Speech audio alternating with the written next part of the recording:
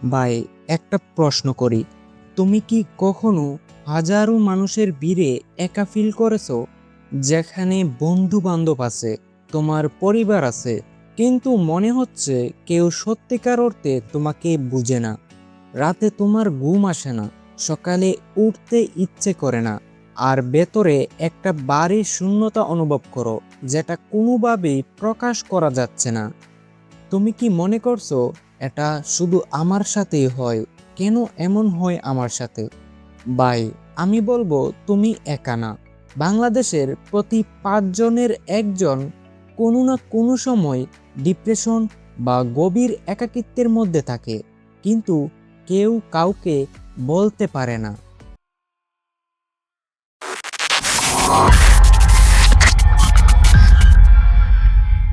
আজকের এই ভিডিওতে আমি তোমাকে দেব একাকিত্ব ও ডিপ্রেশনের পেছনের বিজ্ঞান, কেন এটা এত কঠিন লাগে, এবং বৈজ্ঞানিক ও ইসলামিক উপায়ে কিভাবে এটা থেকে বের হবে, স্টেপ বাই স্টেপ গাইডলাইন। তাই শেষ পর্যন্ত থাকো, কারণ শেষে একটা কথা বলবো যেটা তুমি হয়তো অনেক দিন ধরে শুনতে চেয়েছিলে। ভাই, সবার আগে বুঝি ডিপ্রেশন আর স্যাডনেস এক জিনিস কিনা। না, ডিপ্রেশন এক জিনিস আর স্যাডনেস আরেক জিনিস। স্যাডনেস হলো একটা আবেগ যেটার কারণ আছে, সময়ের সাথে এটা কমে যায়। কিন্তু ডিপ্রেশন হলো মস্তিষ্কের একটা অবস্থা যেখানে সেরোটোনিন, ডোপামিন, নরপেনফ্রিনের ব্যালেন্স নষ্ট হয়ে যায়। এটা উইকনেস না, এটা একটা রিয়েল মেডিকেল কন্ডিশন। শুনলে অবাক হবে, গবেষণা বলছে ক্রনিক লনলেন্স দিনে 15টা সিগারেট খাওয়ার মতো ক্ষতি করে। এটা ব্লাড প্রেশার বাড়ায়, ইমিউন সিস্টেম দুর্বল করে এবং জীবনকাল কমায়। বিজ্ঞান বলছে, ব্রিকহাম ইয়ং ইউনিভার্সিটির প্রফেসর জুলিয়ান হল্ড লুনস্টাট এর মেটা অ্যানালাইসিসে 30 লাখেরও বেশি মানুষের ডাটা বিশ্লেষণ করে দেখা গেছে সামাজিক বিচ্ছিন্নতা মৃত্যুর ঝুঁকি 29% বাড়িয়ে দেয়। ডিপ্রেশনের সবথেকে বড় প্রতারণা হলো এটা তোমাকে বিশ্বাস করায় এটাই সত্য, তুমি কারোর কাজেরই না। এই চিন্তাগুলো তোমার না, এই চিন্তাগুলো ডিপ্রেশনের। তাই এই চিন্তাগুলো থেকে ফিরে আসতে হবে। প্যারাডক্স হলো, যত বেশি স্ক্রল করো তত বেশি একা ফিল হয়। অন্যের হ্যাপি লাইফ দেখে নিজের কষ্ট আরও গভীর হয়ে যায়। এটা তোমার দোষ না, প্ল্যাটফর্মগুলো এভাবেই ডিজাইন করা হয় যাতে তোমাকে আরও বেশি আসক্ত করা যায়। বাংলাদেশের সংস্কৃতিতে মানসিক স্বাস্থ্য নিয়ে কথা বলা এখনো টাবু। পুরুষ মানুষ কখনো কাঁদে না, এসব মাথার বেমো। এই কথাগুলো মানুষকে একা ভোগাতে বাধ্য করে। তাই এগুলো থেকে আমরা ফিরে আসতে হবে। অনেক সময় ডিপ্রেশনে আল্লাহর থেকে দূরে মনে হয়, নামাজে মন বসে না, দোয়া করতে গেলে মনে হয় আল্লাহর কাছে কথা পৌঁছাচ্ছে না। কিন্তু ভাই, এই ফিলিংটাই ডিপ্রেশনের বড় একটা অংশ। এটা কখনোই সত্যি হতে পারে না, কারণ আল্লাহ তাআলা সবসময় আমাদের সাথে আছেন। তুমি কি এই ফিলিংগুলোর কোনো একটাকে চিনতে পেরেছো? চিনতে পারলে এখনই কমেন্টে জানিয়ে দাও। ভাই, ডিপ্রেশন থেকে বের হওয়া পসিবল। লাখো লাখো মানুষ বের হচ্ছে, তুমিও পারবে। এবং বের হলে কি পাবে তা জেনে নাও। এখন সকালে উঠতে কষ্ট হয়, কিন্তু যখন ডিপ্রেশন কমবে সকালের আলো অন্যরকম লাগবে।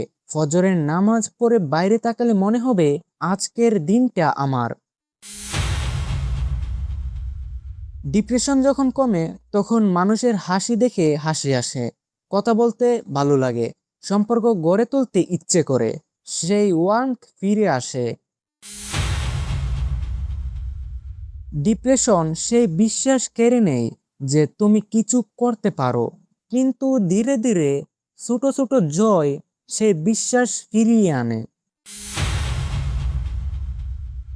নামাজে দাঁড়ালে আল্লাহর উপস্থিতি ফিল হবে, কোরআন পড়লে হৃদয়ে সাড়া দেবে, আল্লাহ তাআলা বলেছেন, নিশ্চয়ই আল্লাহর স্মরণেই অন্তর প্রশান্তি পায়। সূরা রাত আয়াত ২৮। এই প্রশান্তি ফিরে পাওয়া সম্ভব। ডিপ্রেশন মানে জীবনের মানেই হারিয়ে ফেলা, কিন্তু সেই মানে আবার খুঁজে পাওয়া যায় ছোট ছোট কাজে, মানুষের সেবায় আর আল্লাহর ইবাদতে। তুমি কি এই পরিবর্তনগুলো পেতে চাও? তাহলে পরের অংশটা মনোযোগ দিয়ে দেখো। বাই, এখন দিচ্ছি বৈজ্ঞানিক ও ইসলামিক উপায়ে ডিপ্রেশন এবং একাকিত্ব থেকে বের হওয়ার গাইড। ডিপ্রেশনে মোটিভেশন আসে না বলে কিছু করতে পারো না, কিন্তু বিজ্ঞান বলছে উল্টোটা।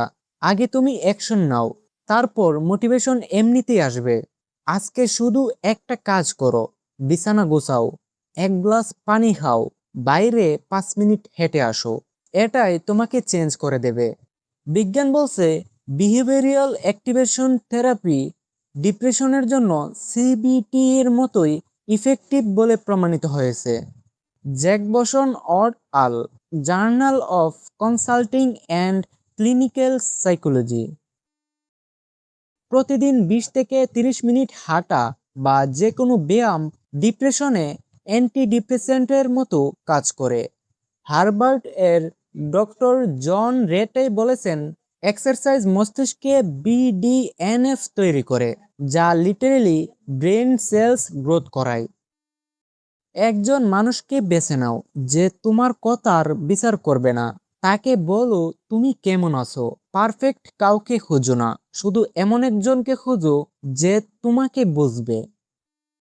প্রতিদিন সকালে 15 মিনিট সূর্যের আলোতে থাকো। ভিটামিন ডি এবং সেরোটোনিন এর জন্য এটা সরাসরি কাজ করে। আল্লাহর সৃষ্টি দেখো, গাছ, আকাশ, পাখি, নদ নদী ইত্যাদি। এগুলো দেখলে মনে প্রশান্তি তৈরি হয়। প্রতি রাতে 3টা জিনিস লেখো যার জন্য তুমি আসলেই কৃতজ্ঞ। সেগুলো ছোট হলেও চলবে, যেমন আজকে আমি হেঁটে পেয়েছি, কেউ হেসে আমার সাথে কথা বলেছে, ইত্যাদি ইত্যাদি। ইউসিএলএ এর গবেষণায় দেখা গেছে 21 দিন গ্র্যাটিটিউড প্র্যাকটিস করলে ব্রেইনের পজিটিভ প্রসেসিং বাড়ে। ইসলাম বলছে, রাসূল সাল্লাল্লাহু আলাইহি সাল্লাম বলেছেন, যে বেশি কৃতজ্ঞতা প্রকাশ করে না সে আল্লাহর শুকরিয়া আদায় করে না। আবু দাউদ। ফজরের নামাজের পরে জায়নামাজে 5 মিনিট বসে থাকো। মনের যা আছে তা আল্লাহকে বলো, বাংলায় বলো, তোমার নিজের ভাষায়। আল্লাহ তাআলা বলেছেন, আমাকে ডাকো, আমি তোমার ডাকে সাড়া দেব। সূরা আল মুমিন আয়াত 60। যদি ডিপ্রেশন অনেক গভীর হয়, একজন কাউন্সিলরের সাথে কথা বলো। এটা একটা সাহসের কাজ, দুর্বলতার না। বাংলাদেশ এবং ইন্ডিয়াতে অনেক মেন্টাল হেলথ হেল্পলাইন রয়েছে, যেখানে তুমি কথা বলতে পারো। এই উপায়গুলোর মধ্যে কোনটা আজই শুরু করবে সেটা তুমি কমেন্ট করে জানিয়ে দাও। ভাই, এখন সবথেকে গুরুত্বপূর্ণ কথাটা বলি। তুমি যদি এখন ডিপ্রেশন বা গভীর একাকিত্বের মধ্যে থাকো, জানো কি, শুধু এই ভিডিওটি দেখে শেষ করাটাই তোমার জন্য ছোট্ট একটি জয়। তুমি হাল ছাড়োনি, তুমি ভিডিওটি সম্পূর্ণটা দেখেছো। আমি তোমাকে একটাই চ্যালেঞ্জ দিচ্ছি, আগামীকাল সকালে ঘুম থেকে উঠে শুধু একটা কাজ করো, শুধু একটা।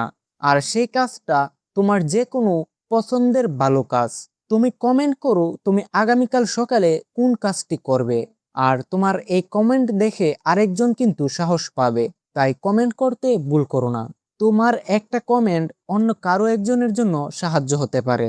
ভাই, শেষে একটা কথা বলতেছি, যেটার কথা শুরুতে বলেছিলাম। তুমি যা ফিল করছো সেটা রিয়েল। তোমার কষ্ট ডেইলি, তুমি এটার জন্য দোষী না, এবং এটা চিরকালও থাকবে না। আল্লাহ তাআলা বলেছেন, নিশ্চয় কষ্টের সাথে স্বস্তি আছে, নিশ্চয় কষ্টের সাথে স্বস্তি আছে। সূরা ইনশিরা আয়াত 5 এবং 6। একই কথা তিনি দুবার বলেছেন, কারণ তোমার একটা কষ্টের বিপরীতে তিনি 2টি স্বস্তি রেখেছেন। আল্লাহর কাছে দোয়া করি তিনি যেন তোমার হৃদয়ের ভার হালকা করে দেন, তোমাকে সে শান্তি দান করেন যা শুধু তিনিই দিতে পারেন। আমিন। ভিডিওটি ভালো লেগে থাকলে একটি লাইক করো, চ্যানেলটিকে সাবস্ক্রাইব করো এবং ভিডিওটি শেয়ার করো সেই মানুষকে যে একা থাকতে কষ্ট পাচ্ছে।